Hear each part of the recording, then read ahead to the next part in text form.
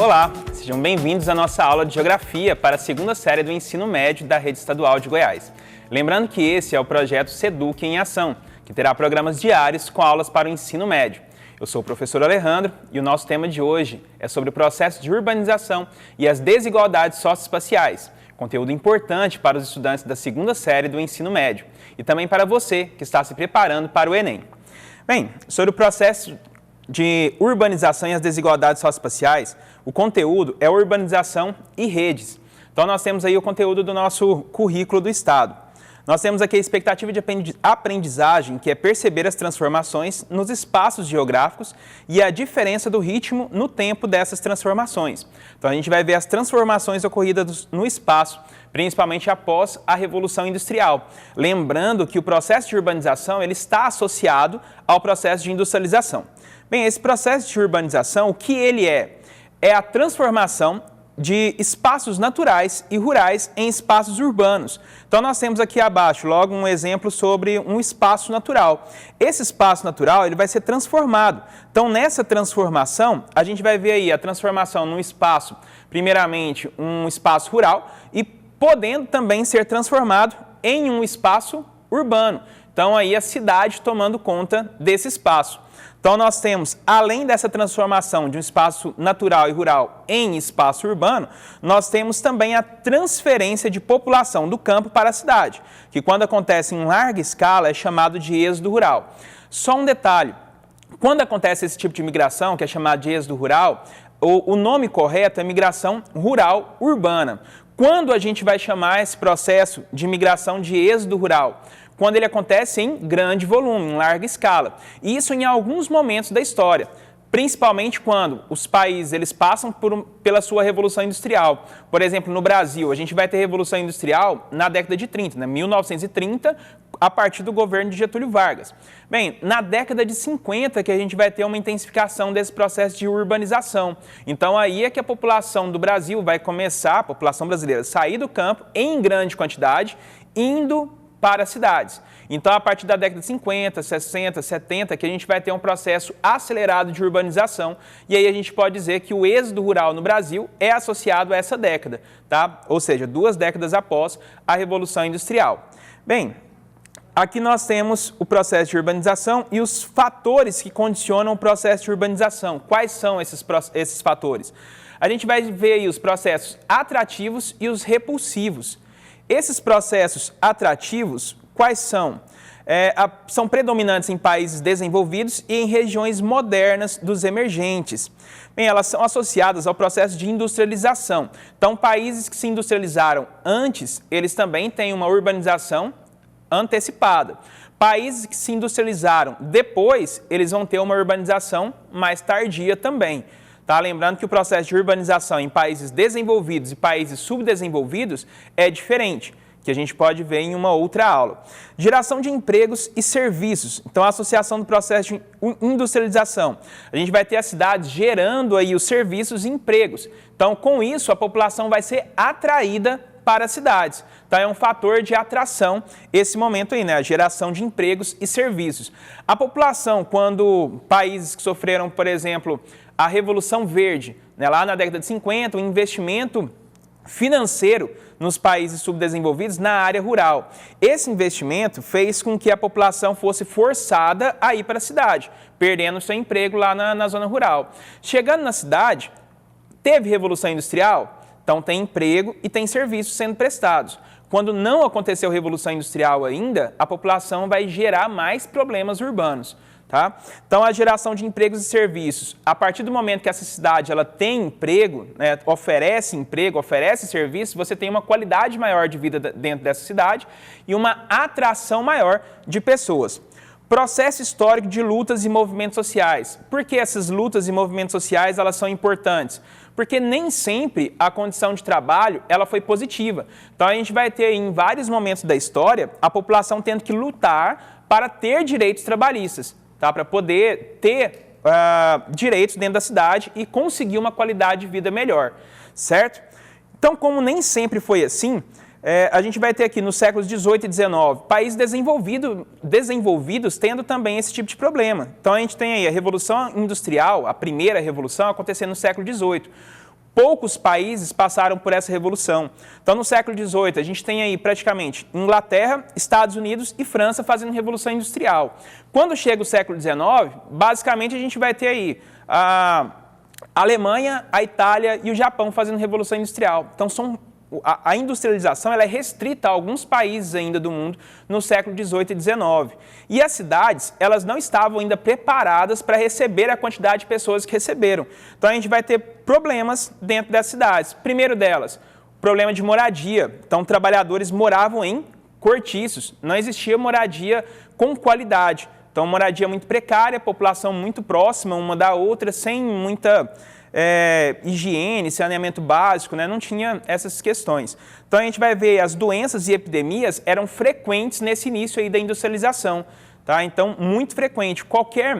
Vamos ver num espaço reduzido, até mesmo num espaço de uma sala de aula. Você tem ali 20, 30, 40, 50 alunos dentro de uma sala de aula. Com essa quantidade de pessoas, se um de nós chegar na sala de aula, der um espirro, está gripado, olha o tanto que é fácil proliferar uma doença num ambiente onde tem muitas pessoas. Com os centros urbanos, é parecido. Então, nós temos aí o centro urbano, uma das características é a aglomeração de pessoas. Então, é mais fácil de transmitir doenças. Tá? Nesse momento de pandemia, a gente tem relatos aí de pessoas que foram para a roça para poder ficar longe mesmo do vírus. Tem funcionado para alguns. Tá? Por quê? Fica distante de outras pessoas. Então, a chance dele ser contaminado é menor, fica reduzido, tá? No espaço rural, porque as pessoas estão mais distantes. Digamos assim, no espaço rural o isolamento social já existe. Tá? Falta de saneamento básico. A gente vê até hoje, né, no Brasil, por exemplo, 32% da população é que tem o saneamento básico completo. Então a gente vai ter aí questões como tratamento de esgoto, água potável, não é para todo mundo. Tá? Isso na atualidade. Olha há quanto tempo o Brasil, lá na década de 70, se tornou um país urbano. Hoje, século XXI, a gente ainda tem dificuldades com saneamento básico. Vira e mexe, a gente enfrenta alguns problemas ainda quanto à coleta de lixo, quanto ao tratamento de esgoto. Vários bairros, inclusive com o preço de um lote ainda muito caro e que não tem nem rede de esgoto ainda. Então, o saneamento básico ainda é uma dificuldade para o nosso país, como era, sim, né, dificuldade para os países da primeira Revolução Industrial. A ausência de legislação trabalhista. Essa ausência de legislação, de leis para o trabalho, para o trabalhador, fazia com que não tinha direito nem mesmo de salário mínimo. Se não tem direito de salário mínimo, o patrão ele pode pagar qualquer valor. Então, não tem nada que garantisse, o mínimo que você deve pagar para esse profissional é esse valor. Ele pagava qualquer valor que viesse à mente dele, esse patrão. A jornada de trabalho, 16 horas, 20 horas de trabalho, chegava a ter, tá, os exageros mesmo, o mais normal, 16 horas de trabalho, um trabalhador no início ali da Revolução Industrial. Então, a gente vai ter várias dificuldades, inclusive para o trabalhador. Bem, isso vai se resolvendo. Então, a gente vai ter 3 momentos aqui na história que vão influenciar para as cidades se tornarem mais atrativas. Tá? Então, quais são eles? A gente tem aqui a abertura dos mercados coloniais, a participação do governo e sindicatos e movimentos sociais trabalhistas. Então, primeiro, a abertura dos mercados coloniais, ele promove um lento crescimento dos salários. Então, vai ter uma melhoria para o trabalhador e vai se tornar mais atrativo ir para as cidades, porque salários são mais altos do que na zona rural. O governo. A participação do governo ela é importante. Mesmo que você tenha um discurso de Estado mínimo, mas o Estado tem que, no mínimo, oferecer saneamento básico, transporte, habitação.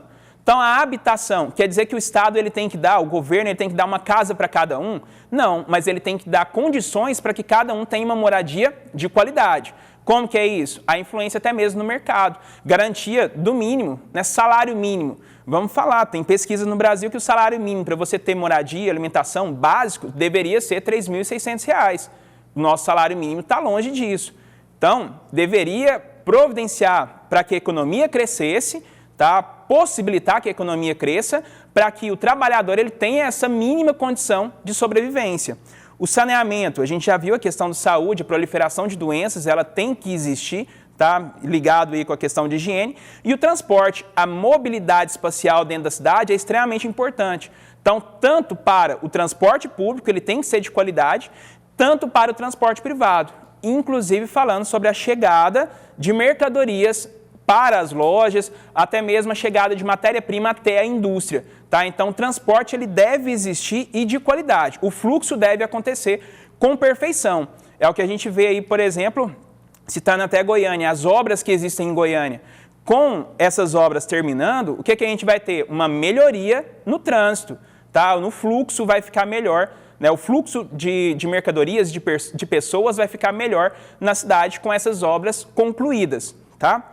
Sindicatos, a gente vai ter aí os movimentos trabalhistas, então a população, os trabalhadores lutando para fazer uma melhor, para ter mais direitos. Tá? E para poder ter uma vida com dignidade. Então, a redução da jornada de trabalho, dando uma qualidade de vida melhor para a população, férias, inclusive férias remuneradas, e o descanso semanal remunerado. Então, a gente vai ter aí esses fatores, tá?